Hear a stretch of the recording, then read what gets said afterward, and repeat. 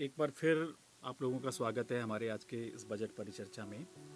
Break में जाने से पहले हमने डिस्कशन किया अपने एक्सपर्ट्स के साथ में, और अभी हम थोड़ा सा जानकारी करेंगे जो आज का जो फाइनेंस बिल है बेसिकली, जो टैक्स रिलेटेड इश्यूज़ हैं उसके ऊपर चर्चा करेंगे। तो टैक्स रिलेटेड इश्यूज़ में अगर मैं बात करूं तो एज सच कोई गवर्नमेंट ने किसी तरीके का कोई बेनिफिट नहीं दिया है, लेकिन थोड़े बहुत इश्यूज़ हैं, थोड़ी बहुत जो क्लैरिटी लेकर आए हैं। एक मुद्दा था क्रिप्टो करेंसी को लेकर। तो क्रिप्टो करेंसी को लेकर ये मतलब हमने अभी इससे पहले भी यहाँ एक कार्यक्रम किया था जिसमें हमने कहा था कि गवर्नमेंट को क्रिप्टो करेंसी पर अपना रुझान बताना चाहिए कि वेदर क्रिप्टो करेंसी एक करेंसी की तरह से देखा जाए या एक एसेट की तरह से देखा जाए। तो क्रिप्टो करेंसी पर गवर्नमेंट एक प्रोविजंस लेकर आई है जिसमें उन्होंने ये कहा आउटराइटली उसको, बल्कि मैंने थोड़ा सा माइन्यूटली जब पढ़ा फाइनेंस बिल को, तो क्रिप्टो करेंसी को कैपिटल एसेट की डेफिनेशन में नहीं डाला है उन्होंने, एक अलग ही डेफिनेशन बनाई है जिसमें कि उन्होंने इस तरीके की जो वर्चुअल करेंसीज हैं उसकी बात करी है, और उसके ऊपर फ्लैट मतलब जो 30% के टैक्स की बात उन्होंने कही।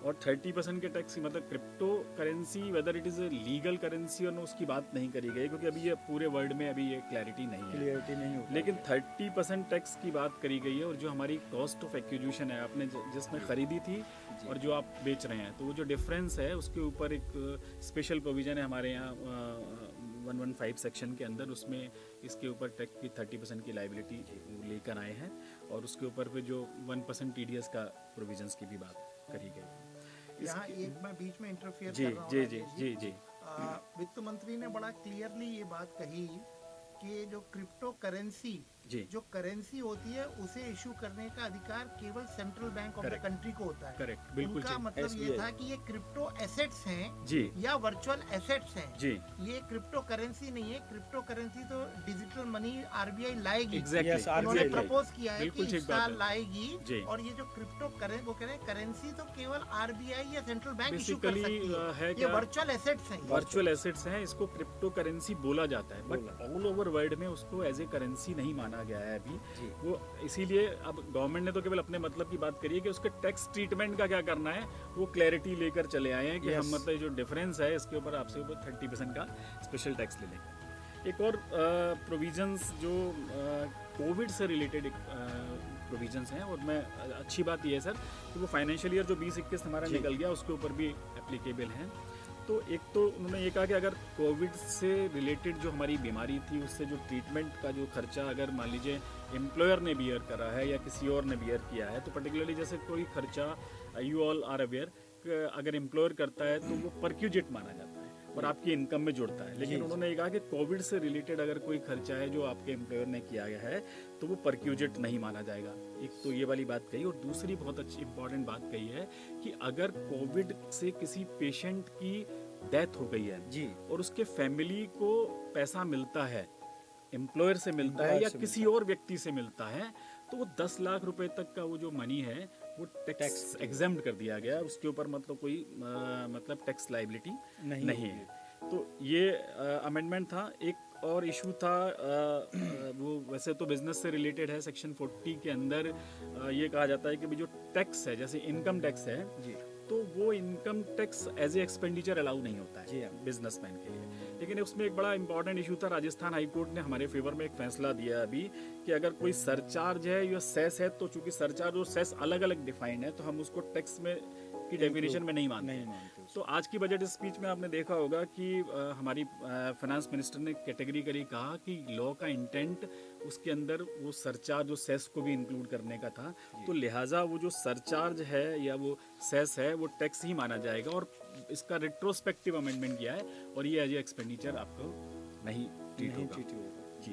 तो इसके अलावा एक और जो इम्पोर्टेंट अमेंडमेंट है वो 80CC-D एक सेक्शन है साहब जो डिडक्शन की बात करती है, NPS we all are national pension scheme. उसमें था क्या कि सेंट्रल गवर्नमेंट अगर कोई एम्प्लॉई है उसमें सेंट्रल गवर्नमेंट कंट्रीब्यूट करती है, तो उसमें जो लिमिट थी वो 14% और स्टेट गवर्नमेंट में वो 10% की थी। तो वो स्टेट और सेंटर को करने के लिए उन्होंने उसको भी 14% कर दिया। एक बेनिफिशियल प्रोविजन है। इसके अलावा एक 80DD सेक्शन है जो डील करती है डिडक्शन, अगर कोई व्यक्ति है जिसके ऊपर कोई बच्चा है या कोई डिपेंडेंट है जो कि मतलब कहना चाहिए कि उसको कोई पर्सन ऑफ डिसेबिलिटी है, यानी कि अगर वो डिसेबिलिटी को भी डिफाइन कर रखा है एक्ट के अंदर, तो पर्सन ऑफ डिसेबिलिटी है और वो डिपेंडेंट है, दो बातें हैं। तो उसके लिए एक छूट थी 75,000 की और 1,25,000 रुपए की, यानी कि 75,000 की और 1.25 की छूट है। सीवियर डिसेबिलिटी थी तो 1,25,000 रुपए की। उसमें एक तो ये था कि आपने खर्चा किया और आपको बेनिफिट मिल गया। दूसरा ये होता है कि आप LIC से या ऐसे किसी भी इंश्योरर से आप कोई एन्युटी ले लेते हैं और एन्युटी का आप प्रीमियम देते हैं। तो उसमें ये था कि अगर जो व्यक्ति, वो जो पेशेंट है वो जिसके ऊपर डिपेंडेंट है, अगर उसकी डेथ हो जाती थी तो फिर वो हमको उस केस में भी ये एग्जाम्पशन मिलती थी। तो अब एक अच्छी बात उन्होंने करी है कि डेथ के साथ साथ उन्होंने जोड़ा कि अगर जो व्यक्ति जो उसका लीगल मतलब जो गार्जियन है या जिसके ऊपर वो डिपेंड है, उसकी उम्र अगर 60 साल की हो जाती है तो भी फिर हमको ये डिडक्शन जो 75,000 और 1,25,000 वाली मिलेगी। मतलब जो अच्छा, हाँ, ये उन्होंने डेथ के साथ साथ इसको भी जोड़ दिया है। और अगर हम बात करें तो जैसे अभी मनुकांत जी ने स्टार्टअप की बात करी थी, तो स्टार्टअप के केस में हमारे यहाँ 80 IAC सेक्शन के अंदर छूट मिलती है कि 10 साल के पीरियड में कोई भी 3 कॉन्सिक्यूटिव ईयर्स का 100% प्रॉफिट एग्जाम्प्ट होता है, तो वो उसका एक पीरियड 1 साल और फर्दर एक्सटेंड कर दिया है उन्होंने। और इसी तरीके से एक डोमेस्टिक कंपनी में जो मैन्युफैक्चरिंग कंपनीज हैं जिसमें 15% की टैक्स लगे, क्योंकि कॉर्पोरेट को पर्टिकुलरली ऐसा होने लगा था कि कंपनीज में इतने सारे हैसल्स हैं और इतनी सारी प्रॉब्लम्स हैं, तो लोग बाग कॉर्पोरेट में जाना बंद कर दिया था। तो गवर्नमेंट ने पिछले सालों में इसको इंसेंटिवाइज करने के लिए मैन्युफैक्चरिंग अगर आप करते हैं, नई कंपनी बना के 2019 में इनकॉर्पोरेट किया है आपने, तो उसको ऊपर मैन्युफैक्चरिंग पे 15% टैक्स था। तो वो उसका भी 1 साल पीरियड बढ़ा के वो 31 मार्च 2024 तक आपकी मैन्युफैक्चरिंग हो जानी चाहिए। मतलब तो ये भी एक अच्छा अर्थव्यवस्था के लिए जी कॉर्पोरेट को मतलब वो करने के लिए उन्होंने ये अमेंडमेंट किया है। इसके अलावा कुछ बड़े खतरनाक से अमेंडमेंट हुए हैं जो मैं यहाँ पे डिस्कस करना चाहूँगा। एक हमारे यहाँ सेक्शन 68 है जो बड़ी कंट्रोवर्शियल है और उसमें टैक्स लायबिलिटी भी बहुत ज़्यादा है। जैसे बिजनेसमैन के लिए अगर वो कोई लोन लेते हैं और वो बुक्स में लोन जमा है, तो अब उन्होंने 68 में भी एक बड़ा इंटरेस्टिंग अमेंडमेंट किया है। उन्होंने ये कहा कि अगर आपने किसी से लोन लिया है तो हम ये मानेंगे कि वो आप अच्छे से एक्सप्लेन नहीं कर पाए, क्योंकि हमें इसको सोर्स ऑफ सोर्स बोलते हैं। मैंने मनुकांत जी से लोन लिया है तो मैंने ये बता दिया कि मनुकांत जी ने मुझे लोन दिया था। अब उन्होंने कहा कि नहीं मनुकांत जी को भी ये बताना पड़ेगा कि इनके पास वो पैसा कहाँ से आया। तो अब ये बड़ा मतलब मैं इसके माध्यम से बताना चाह रहा हूँ कि ये बहुत ही डेंजरस सेक्शन है और उसमें जब टैक्स लायबिलिटी लगती है तो 60% और उससे ज़्यादा की वो मतलब सरचार्ज भी है उसके अंदर 25% का, तो टैक्स रेट बहुत ज़्यादा बनता है। तो हमको लोन लेते समय ये देखना पड़ेगा कि जिस व्यक्ति से हम, ऐसा नहीं हो कि वो अपने खाते में कैश जमा करके उसने आपको लोन दे दिया और कल को जब उससे पूछा कि आपके पास कैश आया तो उसका सोर्स ही नहीं, यानी सोर्स ऑफ सोर्स भी एक्सप्लेन करना पड़ेगा। तो ये एक इम्पॉर्टेंट अमेंडमेंट है। और एक अमेंडमेंट में और अभी यहाँ पे डिस्कस करना चाहूँगा। एक इन्होंने एक अच्छा काम किया है कि अगर मान लीजिए जो आपने रिटर्न फाइल करी है या नहीं करी, तो वैसे तो 2 साल का एग्जैक्टली अपडेटेड रिटर्न करके 139 के अंदर 8A करके एक प्रोविजंस ले आए हैं। कोई गलती हो जाती है, लेकिन वो 1/3 वो गवर्नमेंट के बेनिफिट के लिए, यानी कि आपने कोई टैक्स छूट गया था आपसे, यानी कि आपका लॉस था तो आप वो रिटर्न भर सकते हैं। नहीं, आपसे अगर कोई टैक्स छूट गया है तो आप उसको ऑलरेडी टैक्स जमा करा के और उसके ऊपर इंटरेस्ट जमा करा के और लेट फीस जमा करा के आप अपनी 2 साल तक, यानी कि from the end of assessment year 2 साल के अपना अपडेटेड रिटर्न का एक नया प्रोविजंस लेकर आए हैं वो 139 के अंदर, तो वो लेकर आए हैं। तो basically I think cooperative societies का भी जो टैक्स है वो भी कम कर दिया है। कोऑपरेटिव सोसाइटी में एक्चुअली 18 से 15 कर दिया। एक्चुअली क्या है, कंपनीज के केस में वो 15% मैट लगता है, जिसको मिनिमम ऑल्टरनेटिव टैक्स कहते हैं। और कोऑपरेटिव सोसाइटी में वो AMT बोलते थे, हमने ऑल्टरनेटिव को आगे लगा कर ऑल्टरनेटिव में, तो वो चूंकि कंपनी के केस में 15 है तो वो सेम उसको भी 15 लेवल पे 10 करोड़ रुपए तक की इनकम के केस में उसको भी वहाँ पे 15% कर दिया गया है। तो ये परिचर्चा में मतलब टैक्स से रिलेटेड तो यही बिंदु है जो हमको डिस्कस करने हैं। बाकी मैं अब आप लोगों से अभी और जानना चाहूँगा मनुकांत जी के इसके अलावा और जो ऐसे बिंदु हैं जो जिन पर आप अपनी बात कहना चाहेंगे। जी मैं 2-4 बातें कहना चाहूँगा कि इस बजट में जो हमारा कैपिटल एक्सपेंडिचर है वो लगभग 35.4% बढ़ाया जा रहा है 5.54 लाख करोड़ से बढ़ाकर 7.5 लाख करोड़ इस वर्ष खर्च किए जाएंगे केंद्र सरकार के द्वारा जी। और इसमें सभी स्टेट्स को मिलाकर 1 लाख करोड़ ऊपर से अतिरिक्त मिलेंगे अपनी इकोनॉमीज को ट्रांसफॉर्म करने के लिए, यानी थोड़ा और अपडेट करने के लिए, क्योंकि कोरोना की वजह से सभी राज्यों की अर्थव्यवस्थाएं भी नेगेटिवली अफेक्टेड हैं।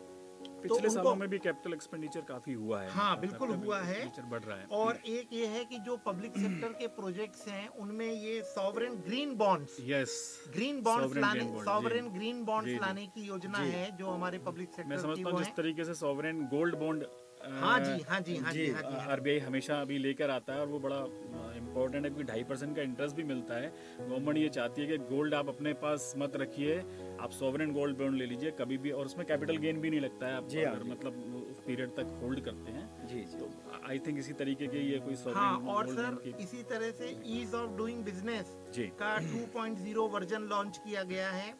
ईज ऑफ लिविंग, ये सभी जो है अमृत काल के अंतर्गत ये योजना है। मैं एक बात कहना चाहूँगा कि ईज ऑफ डूइंग बिजनेस की बात जरूर होती है, लेकिन अगर सबसे इम्पोर्टेंट बात है अथॉरिटीज के माइंडसेट बदलने की, क्योंकि ये बहुत वैसे उसके लिए भी गवर्नमेंट फेसलेस में भी उन्होंने भी बहुत सारे अमेंडमेंट करे हैं, फेसलेस असेसमेंट हो गए हैं, इंटरेक्शन हो गया है, लेकिन वहाँ पर भी कहीं ना कहीं ईज ऑफ डूइंग बिजनेस और ईज ऑफ लाइफ की बात तो होती है, लेकिन अभी भी मतलब हम लोग देखते हैं कि वो बड़ा डिफिकल्ट है। तो उसका जो इम्प्लीमेंटेशन स्टेज पर आना वो बहुत जरूरी है। स्कीम्स तो बहुत अच्छी हैं, लेकिन वो इम्प्लीमेंट हो, साथ साथ अथॉरिटीज के माइंडसेट भी चेंज हो, ये बहुत जरूरी है। लेकिन हम लोग यहाँ देखते हैं कि जो ईज ऑफ डूइंग बिजनेस की रैंकिंग इंडिया की आई थी स्टेट्स की, तो उसमें हमारा गृह राज्य उत्तर प्रदेश पहले 12वें नंबर पे था और अब वो दूसरे नंबर पे आ गया है। बहुत बड़ी, मतलब एक बड़ी उपलब्धि, अगर ये आंकड़े सही हैं तो बड़ी मतलब बहुत बड़ी उपलब्धि है। 12वें नंबर से और दूसरे नंबर पे ईज ऑफ डूइंग बिजनेस में जी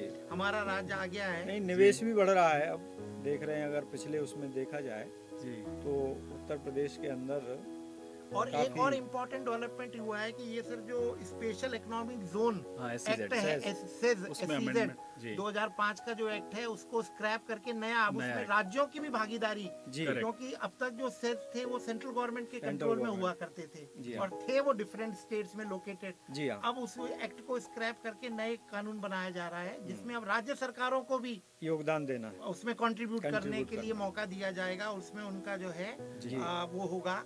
और ये बताइए, हम लोग डिस्कस कर ही चुके थे कि लगभग प्रधानमंत्री गरीब आवास योजना में 80 लाख नए मकान बनेंगे एक साल में, जिसके लिए 48,000 करोड़ का जो है प्रोविजन रखा गया है। नितिन गडकरी जी 25,000 किलोमीटर के नए हाईवेज एक साल में बनाएंगे जी। 25,000 करोड़ का। देश की कोई भी देश डेवलप तभी करता है जब हाईवेज आपने अगर रोड अच्छे बना दिए, इंफ्रास्ट्रक्चर डेवलप कर दिया जी, तो ये बहुत बहुत अच्छा कदम है। और सर ये बजट भाषण बहुत संक्षिप्त था इस बार का, 90 मिनट का था मात्र, पिछला 2 घंटे से भी ऊपर था जी। और वो बजट भाषण खत्म होते होते बॉम्बे स्टॉक एक्सचेंज का सेंसेक्स 848 पॉइंट ऊपर चला गया और निफ्टी का जो सेंसेक्स है वो 50 पॉइंट जो है ऊपर चला गया।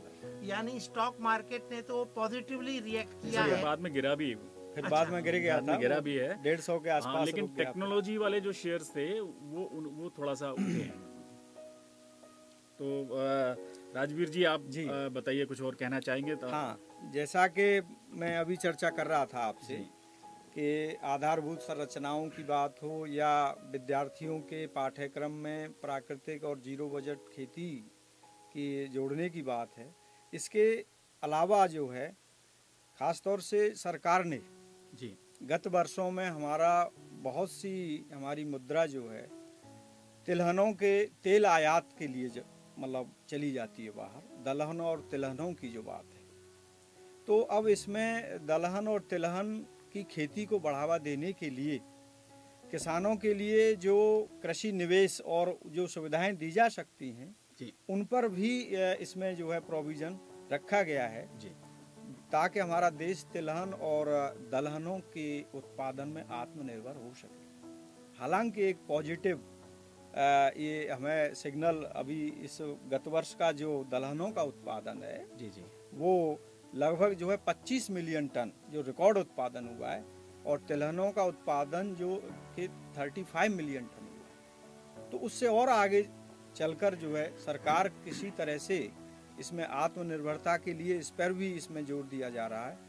और दूसरी जो महत्वपूर्ण बात है कि खेती को टेक्नोलॉजी से जोड़ने की जो बात है, बिल्कुल ठीक कह रहे हैं। क्योंकि आज भी पारंपरिक जो खेती की जो व्यवस्था है, पारंपरिक और आधुनिक खेती का जो समावेश होना है, तभी हम देश तरक्की कर सकता है। और उसके लिए आधुनिक तकनीकी को में खास तौर से जो प्रोविजन किया गया है ड्रोन का इस्तेमाल, ड्रोन का इस्तेमाल। जी जी। इस ड्रोन के कई फायदे हैं। एक तो जो भू अभिलेख हैं, किसानों के जो सीमांकन है, जियो टैगिंग, जी जी, उसके लिए डिजिटलाइजेशन होना है, किसानों की खेत बही और वो सारी व्यवस्था का, क्योंकि अभी भी वो मैनुअल चल रहा है जी, जिससे हमारे आंकड़े प्रॉपर भारत सरकार को प्रॉपर नहीं मिल पाते। तो एक तो हमें वहाँ से उस टेक्नोलॉजी का जो ज़मीन के जो भू अभिलेख हैं उसके लिए प्रयोग करना है। दूसरा जो भी हम जैसे क्योंकि उर्वरकों की कम यूज़ करने की बात हो रही है, तो जो स्प्रे है पोषक तत्व खास तौर से नैनो यूरिया को बढ़ावा देने की अब पूरे देश में बात चल रही है, जिसमें कि इफ़को जो खाद कंपनी है उसने, मैं आपको जानकारी के लिए बता दूं, पूरे देश में ये सब लॉन्च कर दिया है नैनो यूरिया, नैनो डीएपी, जो कि बहुत कम मात्रा में फसलों पर बहुत अच्छा उसका असर भी आ रहा है, जो कृषि विश्वविद्यालय में जो रिसर्च हुआ है। तो इस ड्रोन तकनीकी के माध्यम से एक आमूलचूल परिवर्तन हमें आगे आने वाले समय में देखने को मिलेगा। इससे इजी होगा, बहुत बढ़िया, क्योंकि फार्मर अभी भी स्प्रेयर, डस्टर और उसकी मदद से उसकी एफिशिएंसी उतनी अच्छी नहीं है, और ड्रोन के माध्यम से इस तकनीकी को हम आगे बढ़ा सकते हैं। तिलहन और दलहनों में आत्मनिर्भर बनने के लिए सरकार इस पर जोर दे रही है।